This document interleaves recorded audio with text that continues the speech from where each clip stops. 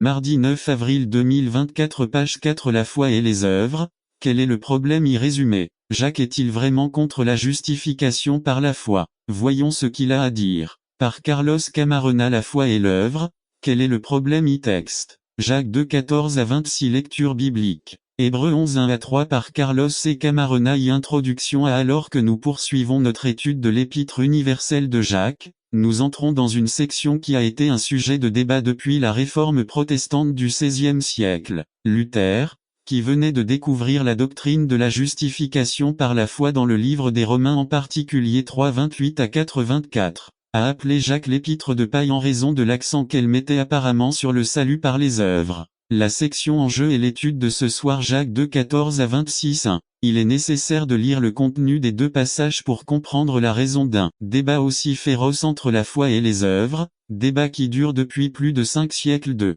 Regardons d'abord Jacques 2 14 à 26 14 Mes frères, à quoi cela sert-il si quelqu'un dit qu'il a la foi mais n'a pas les œuvres? La foi peut-elle le sauver 15 Et si le frère ou la sœur est nu et a besoin de nourriture quotidienne, 16 Et que l'un de vous leur dit, Alzener.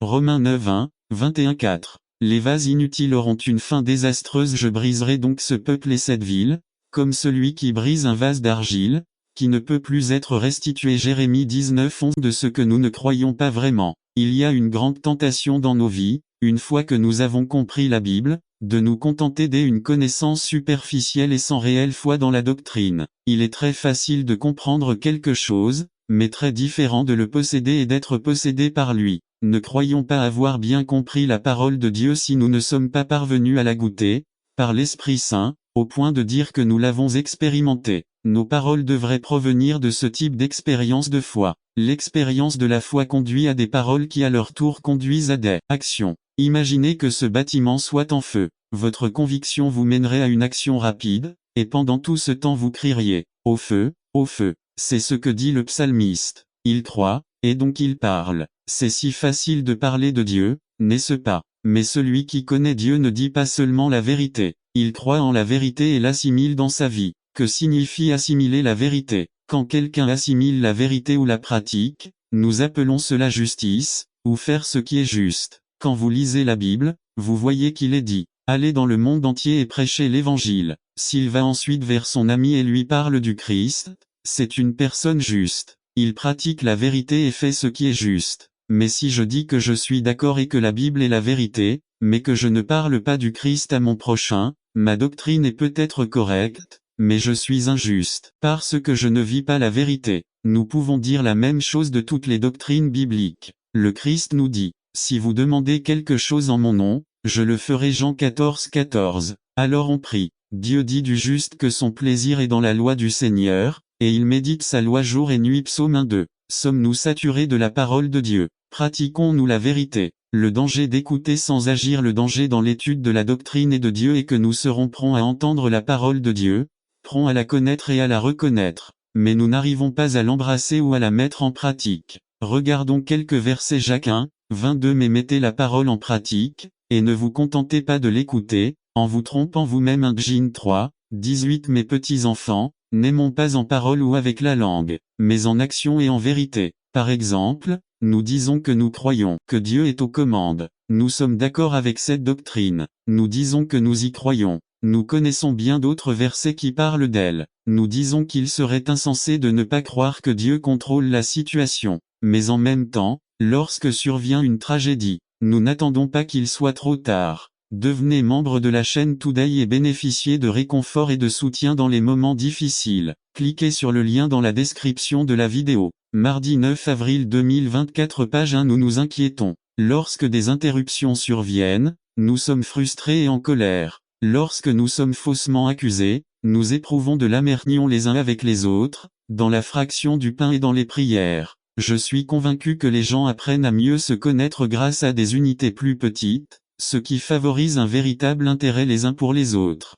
Lorsque les luttes et les besoins peuvent être partagés, l'environnement idéal est créé pour apprécier la bénédiction de Dieu à travers les frères. Chacun est prêt à porter les fardeaux des autres. L'idéal est que chaque rencontre trouve un parallèle avec Éphésiens 4, 16. Éphésiens 4, 16 dont le corps tout entier, bien concerté et uni par toutes les articulations qui s'entraident selon l'activité de chaque membre, il reçoit sa croissance pour se construire dans l'amour. Nous comprenons que cela va au-delà d'assister à une réunion, puisque cette relation permet aux membres de se rendre visite ou de faire diverses sorties ou promenades motivées par l'envie d'être ensemble et de devenir de plus en plus amis, que les membres se soucient tous les uns des autres pour les autres. 1 Corinthiens 12, 25 afin qu'il n'y ait aucune discorde dans le corps, mais que tous les membres prennent soin les uns des autres. La fraction du pain. Actes 2, 42 Et ils persévérèrent dans la doctrine des apôtres, dans la communion les uns avec les autres, dans la fraction du pain et dans les prières. En de nombreuses occasions, manger ensemble et partager la nourriture favorise l'édification des membres. C'est pour cette raison que lors des réunions à domicile, un goûter est partagé, organisé de manière à ce que chacun participe en coopérant généreusement. Ce moment de partage de nourriture est important, car il permet des relations et des conversations entre les membres de la réunion. Jésus lui-même passait beaucoup de temps à table, partageant le pain avec ses disciples et amis, de telle sorte que les pharisiens le qualifiaient d'homme glouton et buveur de vin. L'extension du royaume de Dieu. Actes 2, 47 Louant Dieu, et ayant faveur auprès de tout le peuple. Et le Seigneur ajoutait chaque jour à l'Église ceux qui devaient être sauvés. En parcourant les Écritures dans Actes 2, 27, il m'apparaît clairement que le travail d'évangélisation de l'Église était le résultat d'un style de vie qui se transmettait naturellement à l'environnement de chaque personne. N'attendez pas qu'il soit trop tard. Devenez membre de la chaîne Today et bénéficiez de réconfort et de soutien dans les moments difficiles. Cliquez sur le lien dans la description de la vidéo. Mardi 9 avril 2024 page 3. De cette manière, les réunions à domicile se révèlent être un lieu très propice pour inviter notre famille, nos amis et nos voisins. L'atmosphère détendue des réunions contribue à réduire le sentiment de menace généré par un nouvel environnement et de nouvelles personnes. Promouvoir la transmission du message d'espérance du Christ. C'est pourquoi nous nous encourageons mutuellement, en priant, en jeûnant et en établissant des plans et des stratégies pour atteindre ceux qui nous entourent, et conserver la prise grâce à l'amour inconditionnel. Je veux que chaque personne qui arrive se sente aimée. 1 Thessaloniciens 2, 8 Notre affection pour vous est si grande que nous aurions aimé vous donner non seulement l'évangile de Dieu, mais aussi notre propre vie parce que tu nous es devenu très cher. Frères, il ne suffit pas de tenir des réunions, des tabernacles. À la fin de la fête, le souverain sacrificateur pria, remerciant Dieu pour sa provision et pour la première pluie et pour la pluie de l'arrière-saison pour l'année suivante. N'attendez pas qu'il soit trop tard. Devenez membre de la chaîne Today et bénéficiez de réconfort et de soutien dans les moments difficiles. Cliquez sur le lien dans la description de la vidéo. Mardi 9 avril 2024 page 1 Au milieu de ce contexte, lorsque le peuple d'Israël et le monde entier demandaient de l'eau. JN 7, 37 Si quelqu'un a soif, qu'il vienne à moi et qu'il boive. 38 Celui qui croit en moi, comme le dit l'Écriture, des fleuves d'eau vive couleront du dedans de moi. 39 Voici ce qu'il dit de l'Esprit que recevraient ceux qui croiraient en lui. JC égale A. C'est notre fête des tabernacles, la fourniture parfaite, abondante et opportune de chaque bénédiction, en particulier de la soif spirituelle. 1 Corinthiens 10, 1 à 4 Car je ne veux pas que vous ignoriez, frères, que nos pères étaient tous sous la nuée, et qu'ils ont tous traversé la mer, qu'ils ont tous mangé la même nourriture spirituelle, et qu'ils ont tous bu la même nourriture spirituelle. Buvaient, parce qu'ils buvaient du rocher spirituel qui les suivait. Le rocher était le Christ. JC est la fin de toutes ces fêtes cérémonielles, qui étaient certes destinées à le représenter, mais une fois venu au monde, il n'y a plus aucune raison de le représenter. Ces cérémonies doivent continuer à avoir lieu, car nous célébrons chaque jour la fête des tabernacles parce que JC est avec nous. L'historien Flavius Joseph dans Antiquité nous raconte comment les grands prêtres avaient ajouté de nombreux rituels et traditions à la célébration de la fête des tabernacles. Chaque jour, il y avait un pèlerinage depuis le temple vert et depuis la piscine de Siloé, et avec une cruche d'or,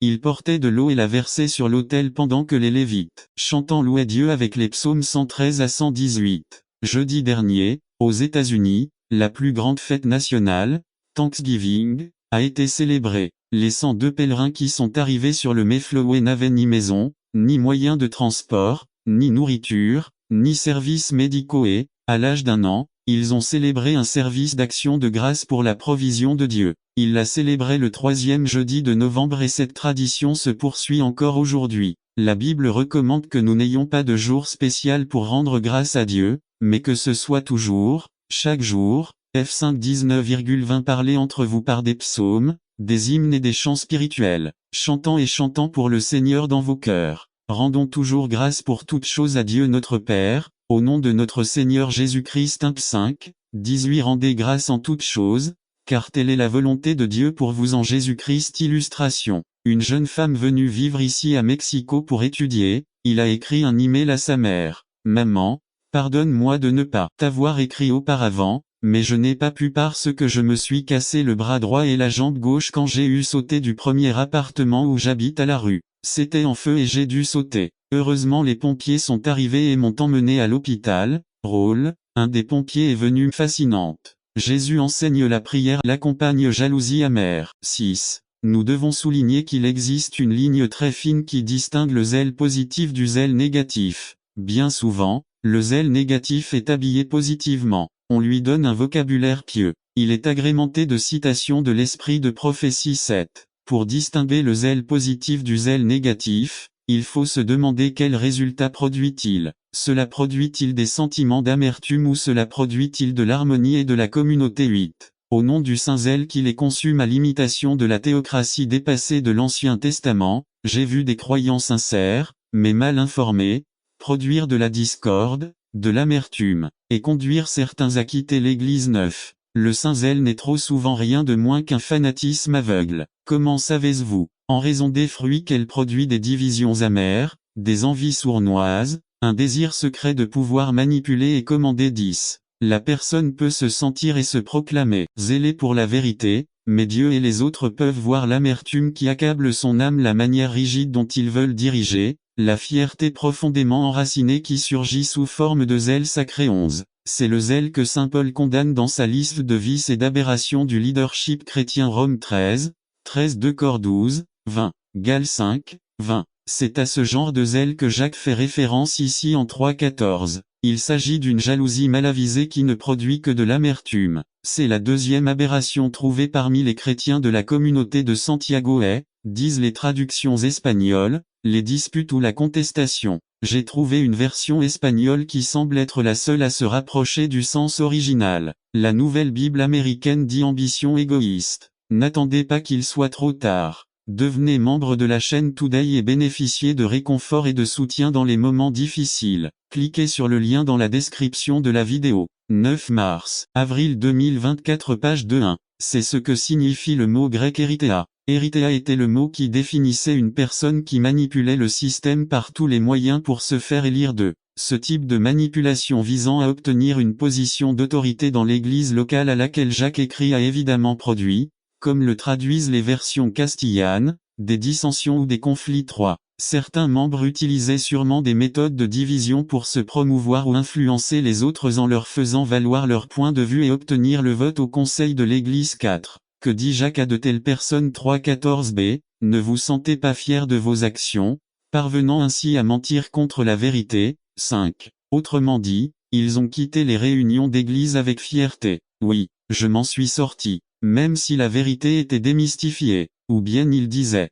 vous verrez, je vais faire ce que je veux. 6. Cela signifie que ces manipulateurs qui mentaient contre la vérité et étaient fiers de leurs exploits, 3,14b, sont les mêmes qui ont manifesté un zèle sacré, soi-disant pour défendre la vérité. 3,14a. Conclusion à pourquoi Al. 1. Présidents municipaux Luc 19, 17,19-2. Présidents nationaux Apocalypse 2, 26,27. N'attendez pas qu'il soit trop tard. Devenez membre de la chaîne Today et bénéficiez de réconfort et de soutien dans les moments difficiles. Cliquez sur le lien dans la description de la vidéo. Mardi 9 avril 2024 page 5.3. Roi et prêtre Apocalypse 5, 10-4. Juge Apocalypse 20, 4-5. 5 Police universelle Psaume 149, 5 à 9-6. Dirigeant sur la terre Apocalypse 5, 9,17.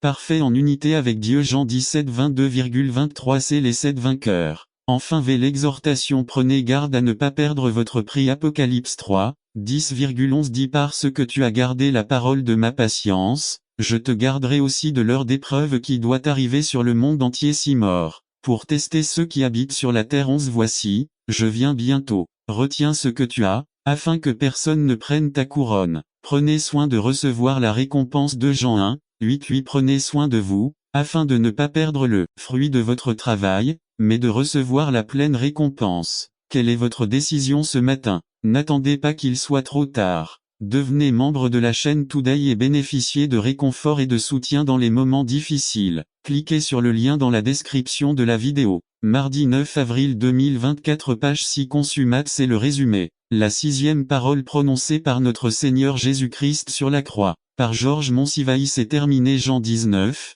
30. La 6e parole que notre Seigneur Jésus-Christ a prononcée sur la croix est enregistrée dans l'Évangile selon Saint Jean 19, 30. Quand Jésus eut pris le vinaigre, il dit, « C'est fini », et baissant la tête, il rendit l'esprit. Ce matin je souhaite exposer 3 vérités contenues dans ce verset. Sa souffrance totale de son sacrifice total. Sa soumission totale. Sa souffrance totale. Quand Jésus prit le vinaigre, nous connaissons le vinaigre comme un produit de la seconde fermentation des liqueurs vineuses, mais le vinaigre auquel la Bible fait référence n'est pas celui que nous connaissons aujourd'hui. Ce liquide amer qui sert à assaisonner certaines salades ou plats, il a d'autres bienfaits, il guérit les coups de soleil et est un produit de nettoyage. Il est utilisé pour nettoyer les vitres tachées par les pluies acides dans les villes. Avez-vous déjà eu envie de boire du vinaigre? Évidemment non, donc le vinaigre dont parle l'Écriture faisait référence à un autre type de boisson. Le vinaigre était un vin aigre et léger utilisé par les soldats romains. C'était une boisson courante dans l'armée romaine. Le fait est que pendant que Jésus était sur la croix et confronté à des souffrances impressionnantes, l'un des soldats a été poussé à la miséricorde pour l'aider à atténuer ses souffrances. Mais Jésus l'a rejeté. La Bible dit dans Matthieu 27, 34, « Ils lui donnèrent à boire du vinaigre mêlé de fiel, mais après qu'il l'eut goûté, il ne voulut pas le boire. » Jean souligne,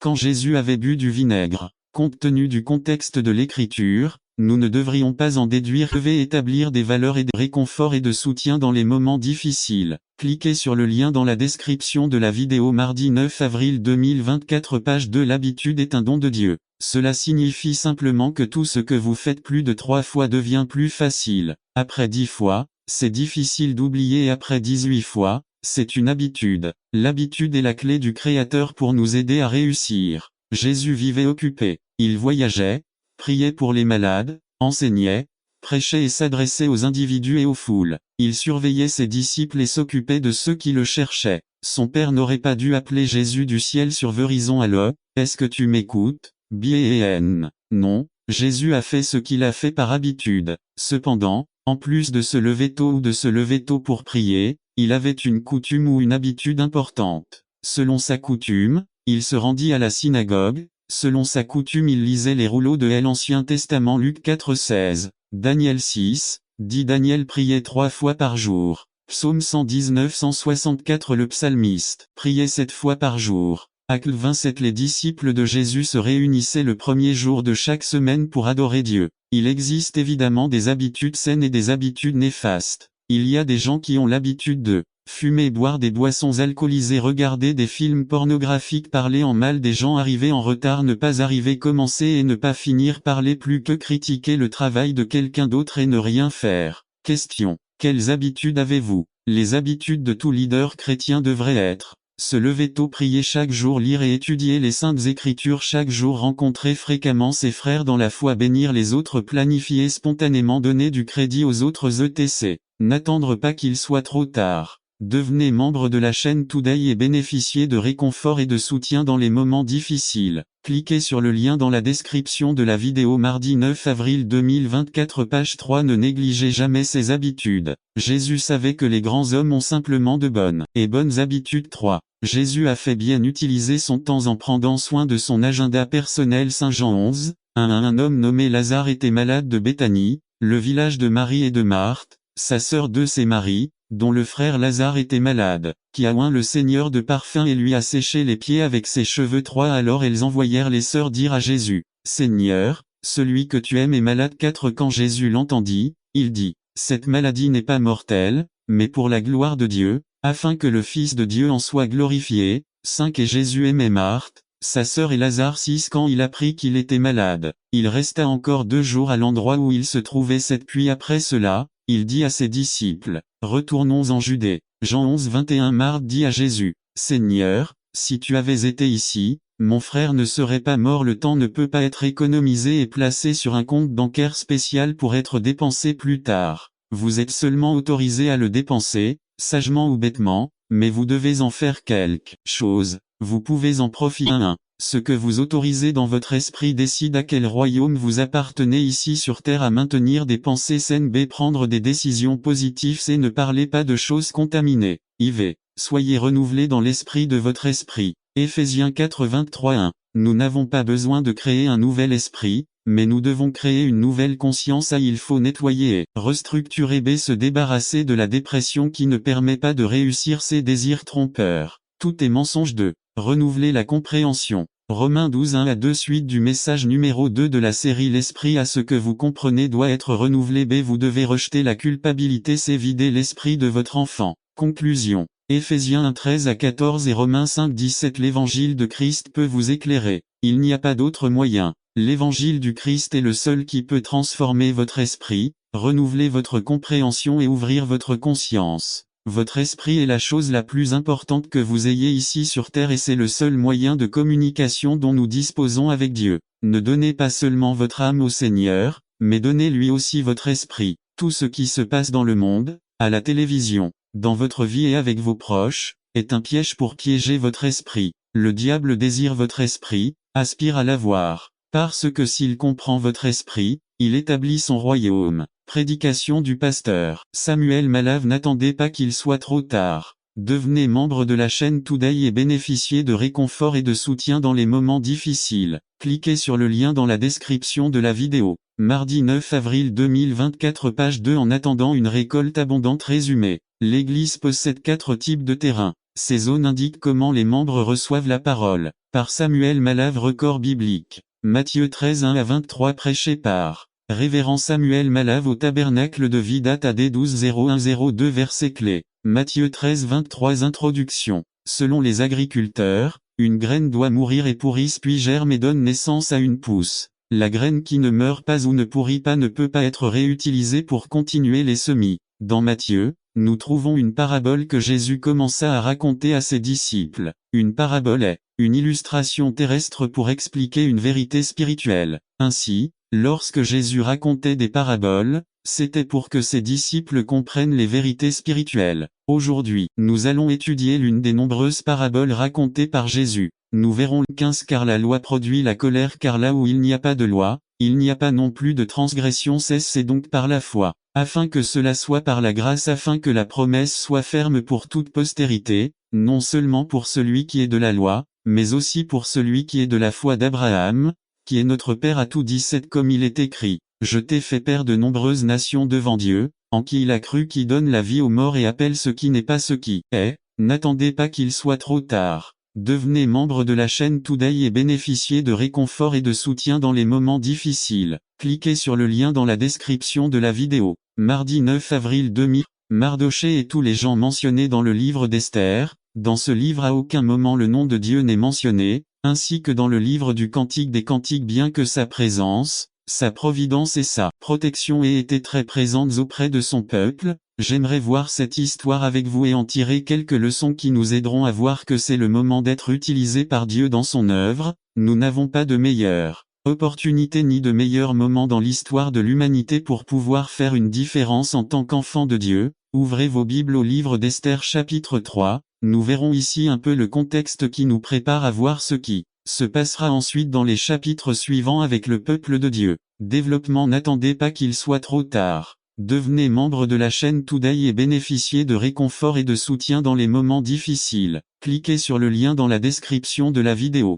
Mardi 9 avril 2024 page 1. Avant de lire le chapitre 3, je dois vous dire que dans le chapitre 1 du livre, le roi Assuéru a organisé une super fête, à laquelle tous les principaux dirigeants de la Médie et de la Perse et tous ses courtisans étaient présents, ceci pendant 180 jours, dans le seul but de montrer la magnificence de son trône, et ses richesses. Puis il fit un autre banquet qui durerait 7 jours, l'Écriture dit qu'il buvait dans des vases d'or, les vases étant différents des autres à la fin de ces 7 jours. Le roi était heureux et envoya chercher sa femme Vashti pour montrer à tous sa beauté. Elle n'est pas venue et c'est la raison pour laquelle les mages ont dit ces paroles. Esther 1, 16 à 22 16 Et Memucan dit devant le roi et les princes. Non seulement la reine Vasti a péché contre le roi, mais contre tous les princes et contre tout le peuple qui est dans toutes les provinces du roi Assuéru 17 Car ce fait de la reine parviendra aux oreilles de toutes les femmes, et elles auront peu d'estime pour leur mari, en disant, le roi Assuéru a ordonné que la reine Vasti soit amenée devant lui,